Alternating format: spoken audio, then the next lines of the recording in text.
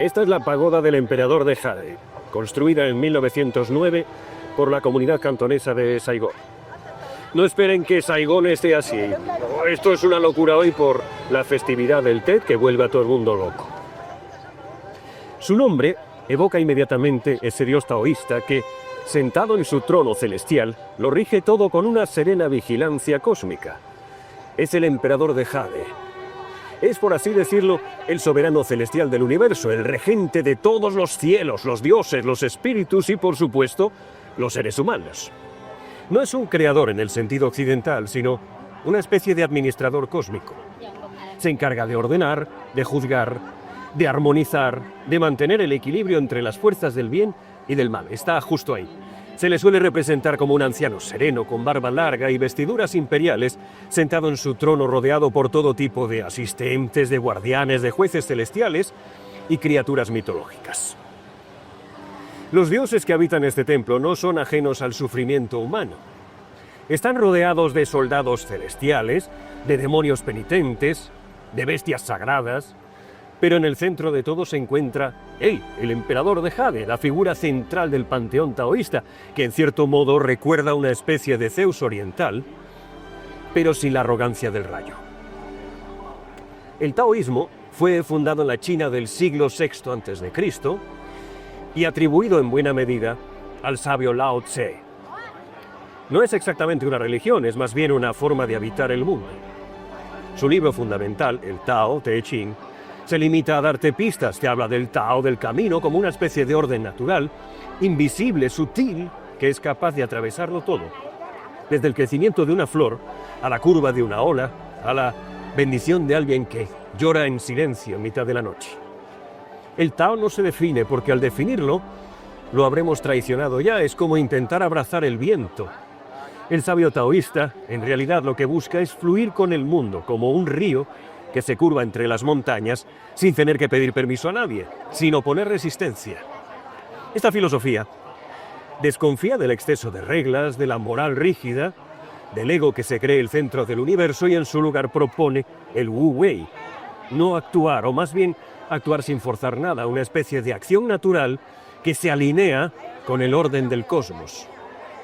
Un niño que juega, un anciano que contempla, una hoja que cae, todos pueden ser modelo del Tao. En la pagoda del emperador de Jade, esa idea se encarna con suavidad. Aquí no vas a encontrar sermones. Tampoco encontrarás amenazas del infierno. Nadie te va a juzgar por tus pecados.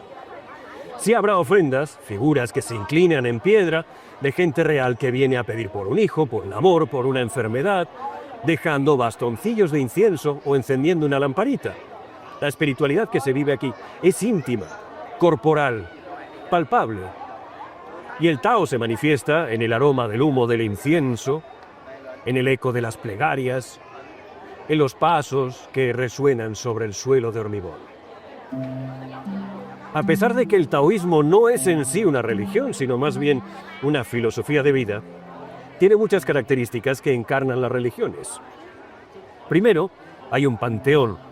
No hay un solo Dios, sino una multitud de entidades celestiales, todas ellas inmortales, espíritus guardianes, demonios que actúan en la trama invisible del universo. El emperador de Jade es la figura suprema, pero hay dioses de los ríos, de las montañas, del trueno, del hogar, de la medicina, de los nacimientos e incluso jueces del inframundo, como el temido señor del infierno. Esta red de seres espirituales recuerda más a la mitología griega o al hinduismo que al monoteísmo abrámico. Pero ahí están.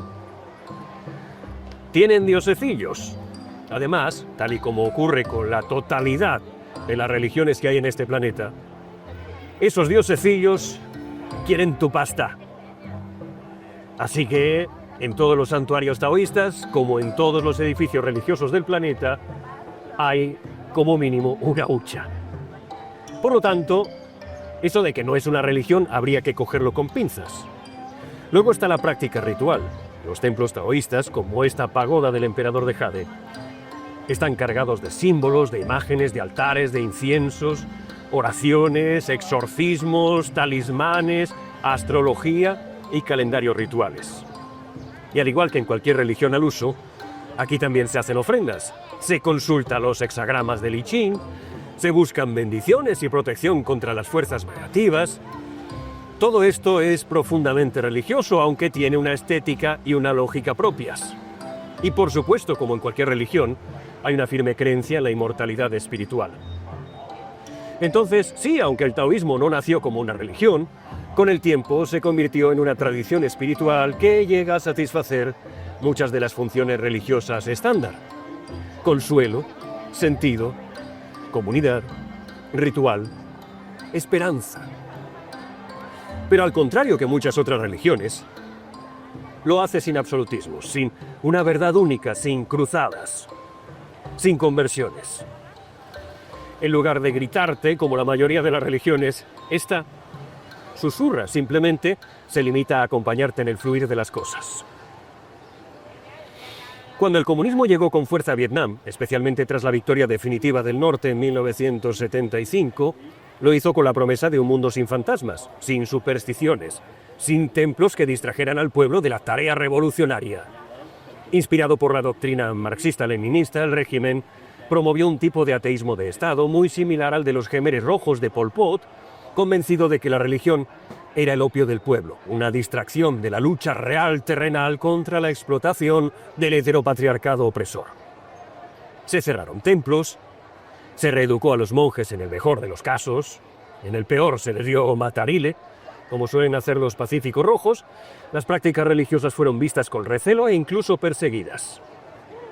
Y no solo se cerraron espacios físicos, sino que también se reconfiguró o se intentó reconfigurar el alma colectiva, borrar el mapa espiritual que durante siglos había dado sentido a la vida cotidiana de los vietnamitas.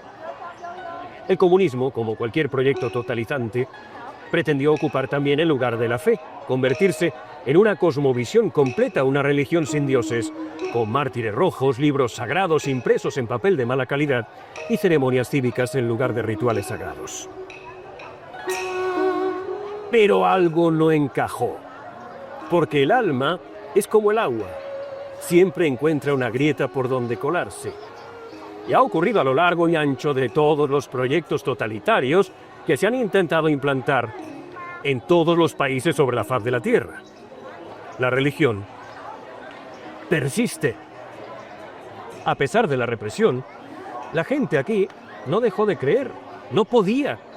Los altares familiares, que son pequeños santuarios domésticos dedicados a los ancestros, nunca desaparecieron.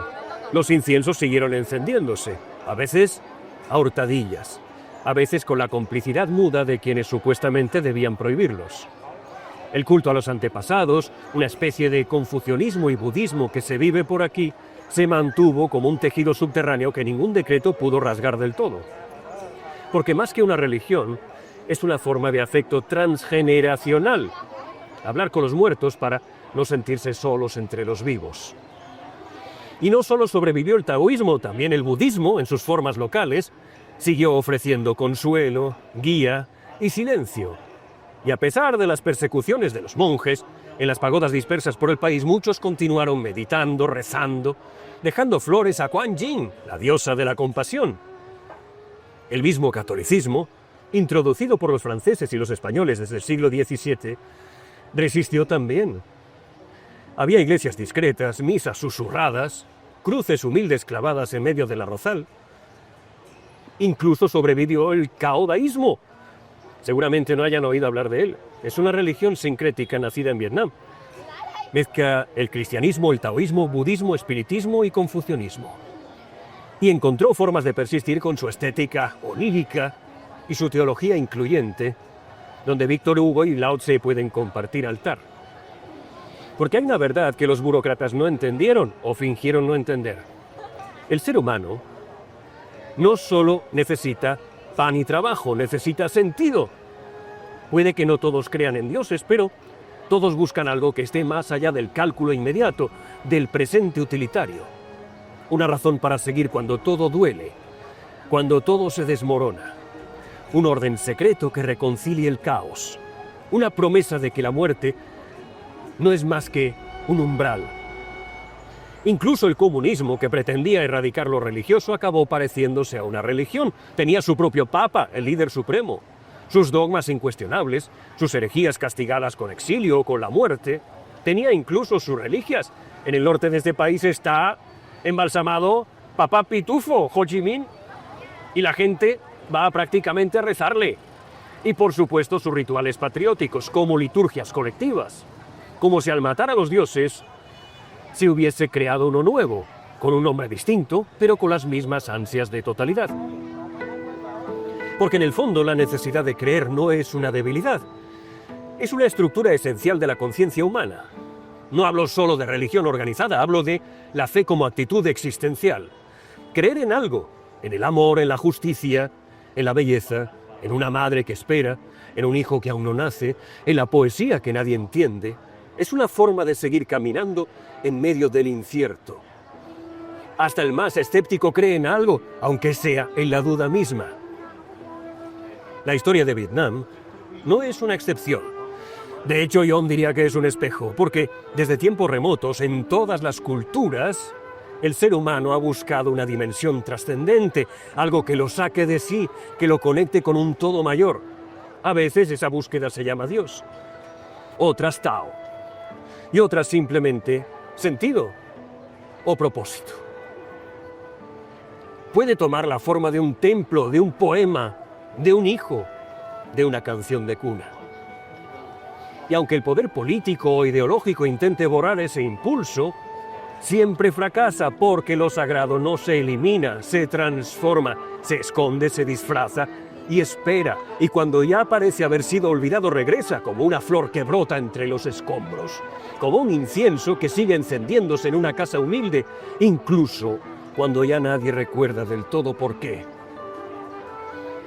Solo que algo dentro pide hacerlo. Y este templo es testigo de ello. A pesar de los pesares, aquí sigue, lleno de gente, prestando consuelo, dando respuestas, recordándonos que somos deseo de eternidad, atrapado en un cuerpo que se pudre. Y ese deseo, digan lo que digan los manuales, ni se nacionaliza, ni se anula, solo se reverencia.